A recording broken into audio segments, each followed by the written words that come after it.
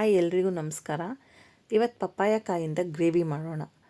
Papaya ಕಾಯಿ ತುಂಬ ಹೆಲ್ತಿಗೆ ಒಳ್ಳೆಯದು. Skin, digestion, weight management, fibre content ತುಂಬ ಇದೆ.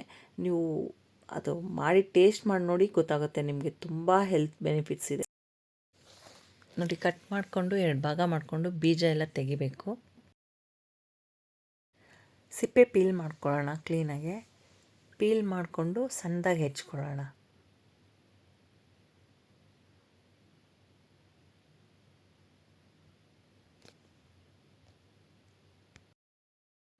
ಸಣ್ಣದಾಗಿ ಕಟ್ ಮಾಡ್ಕೊತಾ ಇದ್ದೀನಿ. ಕಟ್ ಮಾಡಿಕೊಂಡು ಒಂದು ಬೌಲ್ಗೆ ಹಾಕ್ಕೊಂಡು ನೀರು ಹಾಕಿಟ್ಕೊಳ್ಳೋಣ. ತೊಳೆದು ಯೂಸ್ ಮಾಡೋಕ್ಕೆ ಈಸಿ ಆಗುತ್ತೆ. ಮತ್ತು ನಿಮಗೆ ಈ ಪಪ್ಪಾಯ ಗ್ರೇವಿ ಬಂದು ಚಪಾತಿ, ದೋಸೆಗೆ ತುಂಬ ಚೆನ್ನಾಗಿರುತ್ತೆ. ತುಂಬ ಕಡಿಮೆ ಇಂಗ್ರೀಡಿಯೆಂಟ್ಸ್ ಬೇಕು ನೋಡಿ. ಕಟ್ ಮಾಡಿ ಇಟ್ಕೊಂಡಿದ್ದೀನಿ. ಅದಕ್ಕೆ ನೀರು ಹಾಕಿ ತೆಗೆದಿಟ್ಟಿದ್ದೀನಿ ಸೈಡಿಗೆ.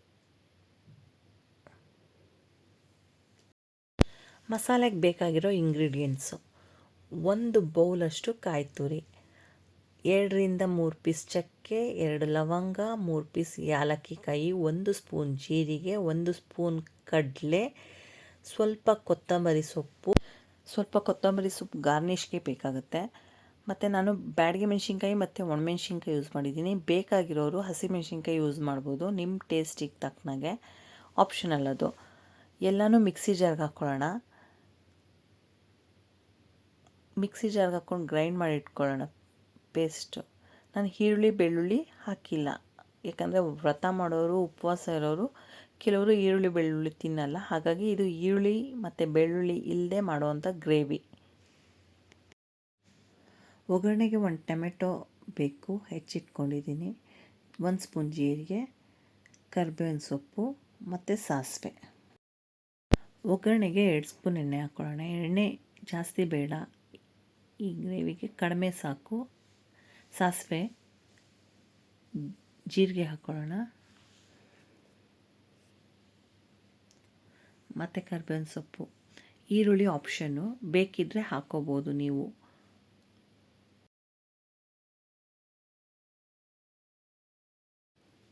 ಇದು ಸ್ವಲ್ಪ ಫ್ರೈ ಆದಮೇಲೆ ಕಟ್ ಮಾಡಿ ಇಟ್ಕೊಂಡಿರೋ ರಾ ಪಪ್ಪಾಯ ಸೇರಿಸ್ಕೊಳ್ಳೋಣ.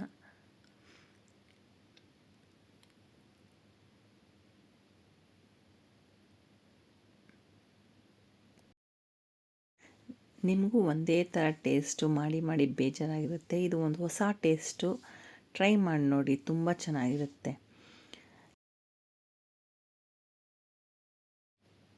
2 ನಿಮಿಷ ಫ್ರೈ ಆಗಲಿ. 2 ನಿಮಿಷ ಫ್ರೈ ಆದಮೇಲೆ ಉಪ್ಪು ಹಾಕ್ಕೊಳ್ಳೋಣ. ಉಪ್ಪು ಹಾಕಿದ್ರೆ ಬೇಗ ಕುಕ್ ಆಗುತ್ತೆ, ಅದಕ್ಕೆ ಸ್ವಲ್ಪ ಉಪ್ಪು ಹಾಕಬೇಕು. 1 ಸ್ಪೂನಷ್ಟು ಉಪ್ಪು ಹಾಕ್ತಾಯಿದ್ದೀನಿ, ಬೇಗ ಕುಕ್ ಆಗಲಿ ಅಂತ.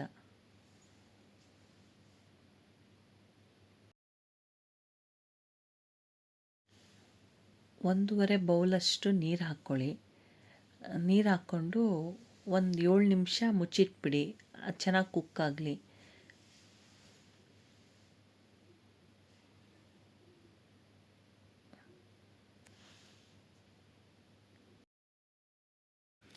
ಈಗ ಟೊಮೆಟೊ ಹಾಕ್ಕೊತ ಇದ್ದೀನಿ.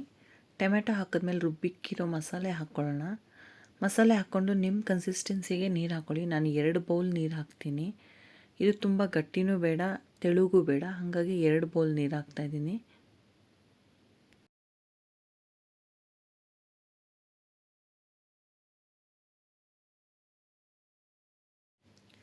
ನೋಡಿ, ನಾನು ಈ ಕನ್ಸಿಸ್ಟೆನ್ಸಿಗೆ ನೀರು ಹಾಕಿದ್ದೀನಿ. ನೀರು ಹಾಕಿದ್ಮೇಲೆ ಉಪ್ಪು ಹಾಕ್ತೀನಿ, ರುಚಿಗೆ ತಕ್ಕಷ್ಟು ಉಪ್ಪು. ಮೊದಲೇ 1 ಸ್ಪೂನ್ ಉಪ್ಪು ಹಾಕಿರೋದ್ರಿಂದ ಈಗ ನೋಡ್ಕೊಂಡು ಹಾಕಿ, ಜಾಸ್ತಿ ಹಾಕಬೇಡಿ. ಉಪ್ಪು ಹಾಕಿ ಚೆನ್ನಾಗಿ ತಿರುಗಿಸ್ಬಿಟ್ಟು 8 ನಿಮಿಷ ಕುಕ್ ಮಾಡೋಕ್ಕೆ ಬಿಡೋಣ.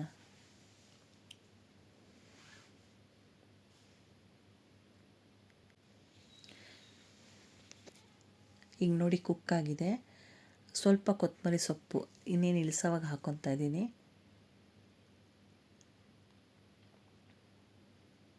ಚಪಾತಿ ಜೊತೆಗೆ ರಾ ಪಪ್ಪಾಯ ಕರಿ ರೆಡಿ.